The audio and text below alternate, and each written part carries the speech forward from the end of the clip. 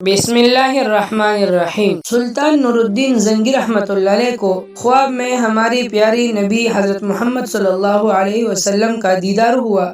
سلطان نور الدین زنگی عشاء کی نماز پڑھ کر سوئے کہ اچانک اٹھ بیٹھ گئے اور نم آنکھوں سے فرمایا کہ میرے ہوتی ہوئی حضور پاک صلی اللہ علیہ وسلم کو کون ستا رہا ہے؟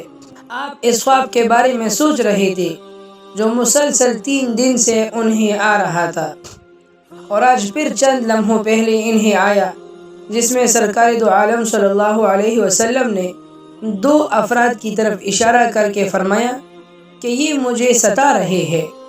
اب سلطان کو قرار کہاں تھا؟ انہوں نے چند ساتھی اور سپاہی لے کر دمشق سے مدینہ جانے کا ارادہ کیا۔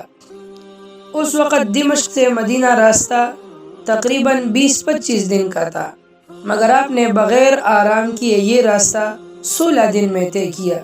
مدینہ پہنچ کر آپ نے مدینہ آنے اور جانے کے تمام راستے بند کروا دیے اور تمام خاص و عام کو اپنے ساتھ کھانے کی دعوت دی۔ اب سب لوگ آ رہے تھے، آپ ہر چہرہ دیکھتے مگر آپ کو وہ چہرے نظر نہ آئے۔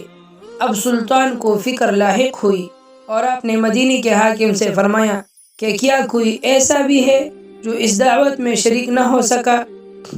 جواب ملا کہ مدینے میں رہنے والوں میں سے تو کوئی نہیں ہے، مگر 2 مغربی زائر ہے جو روض رسول کے قریب ایک مکان میں رہتے ہیں، تمام دن عبادت کرتے ہیں اور شام کو جنت البقیع میں لوگوں کو پانی پلاتے ہیں، جو عرصے دراز سے مدینہ میں مقیم ہیں۔ سلطان نے ان سے ملنے کی خواہش ظاہر کی۔ دونوں زائرین بظاہر بہت عبادت گزار لگتے تھے۔ ان کے گھر میں تھی ہی کیا ایک چٹائی اور 2-4 ضرورت کی اشیاء کہ یک دم سلطان کو چٹائی کے نیچے کا فرش لرزتا ہوا محسوس ہوا۔ آپ نے چٹائی ہٹا کے دیکھا تو وہاں ایک سرنگ بنی ہوئی تھی۔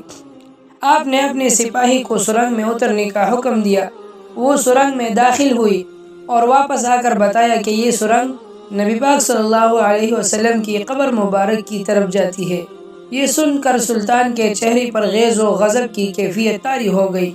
آپ نے دونوں زائرین سے پوچھا کہ سچ بتاؤ کہ تم کون ہو؟ حیل اور حجت کے بعد انہوں نے بتایا کہ وہ نصرانی ہے، عیسائی ہے اور اپنے قوم کی طرف سے تمہارے پیغمبر کے جسم اقدس کو چوری کرنے پر مأمور کیے گئے تھے۔ سلطان یہ سن کر رونے لگے اور اسی وقت ان دونوں کی گردنیں اڑا دی گئی۔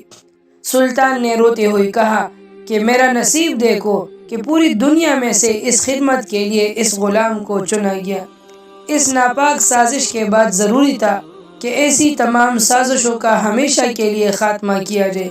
سلطان نے معمار بلائی اور قبر اقدس کے چاروں طرف خندق کودنے کا حکم دیا، یہاں تک کہ پانی نکل آئے۔